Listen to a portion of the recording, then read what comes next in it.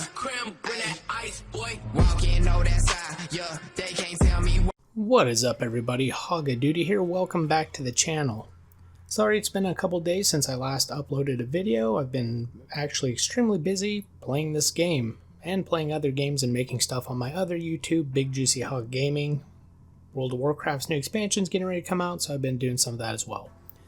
But what I wanted to talk about here today is something that I've talked about a bunch of times, and I'm not going to stop talking about it until they end whatever they're doing with it.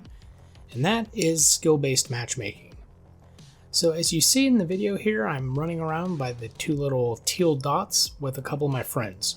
Now, both of my friends are real-life friends, and they're not exactly young bucks anymore. I believe one of them's 52 years old, and the other one just turned 50, so needless to say, their reaction times aren't quite what they used to be. Their skills aren't quite what they used to be. It's a lot harder for them to run around the map and be a run and gun, slide on your butt, jump shooting spaz, basically. And that's the whole problem right now, is I'm playing with some people that are quite a bit older, which are my friends and I want to play with, but the game is making it so that's extremely difficult.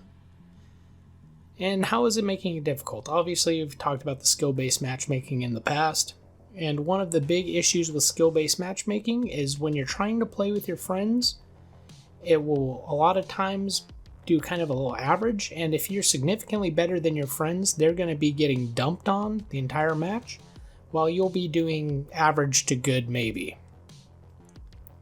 This is a huge problem. Right now, this is supposed to be a community game.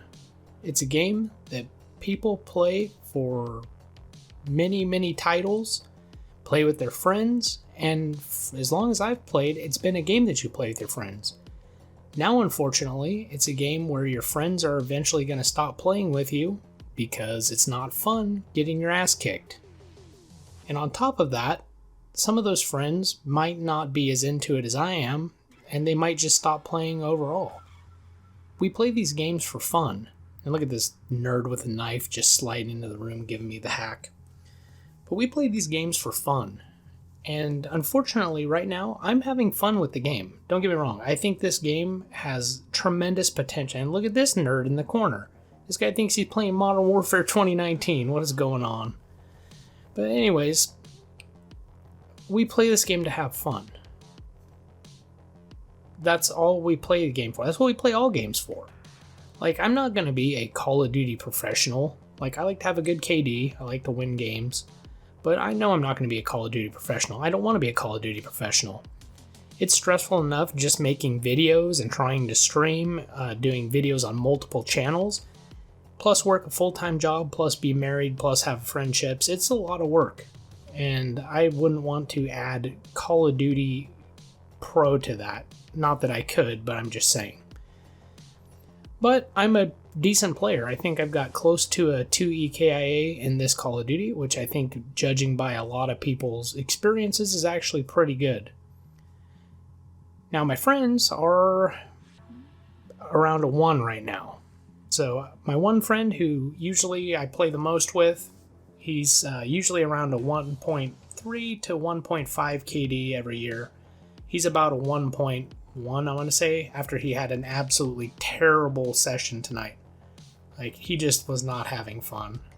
And when you don't have fun like that, you think maybe your time's up, and you think maybe you're going to hang up the old gloves, so to speak, and maybe not play Call of Duty anymore. And I think that's a big mistake by Activision and Treyarch and Infinity Ward and all the developers. I know the developers don't really have anything to do with the skill-based matchmaking and stuff like that, but I just think it's a big mistake to constantly crap on your biggest customers. Now, I know they probably make more money overall from all the new players, like this nerd again trying to run with his knife. But it's the ones that come back year after year after year that keep them selling titles, selling, battle passes or whatever happens to be the transaction trend at the time, which they've had many different kinds. But you don't take a dump on your loyal fan base. There's been plenty of people like Drifter, who I'm not the biggest fan of, I'll admit, but I don't think he's a terrible YouTuber. I think he actually does a lot for the community. But I think that there's been a lot of issues with even guys like that, guys that you would think maybe would get some kind of lenient matchmaking or something so they can make good content. But he had such a bad session the other day that dude was even thinking about quitting.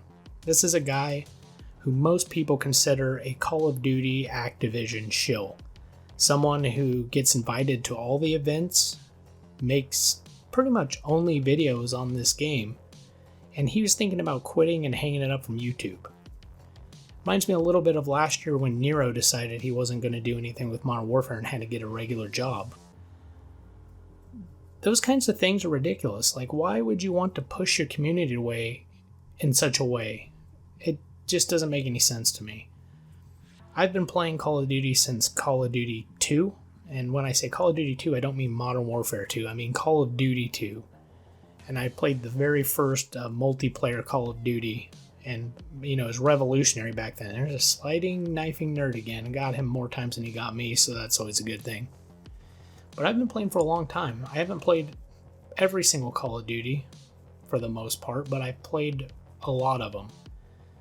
Played for a lot of hours. I played Modern Warfare 2, Modern Warfare 3, Black Ops 2, Black Ops 3 a little bit, Black Ops 4, played some Advanced Warfare. I've played just about all of them, and this has been one of the worst experiences as far as friends go. I just want to play with my friends. Like, I play by myself a lot as well, but if your friends are having a bad time, you are having a bad time. If your friends don't want to play anymore, it kind of kills some of the, I don't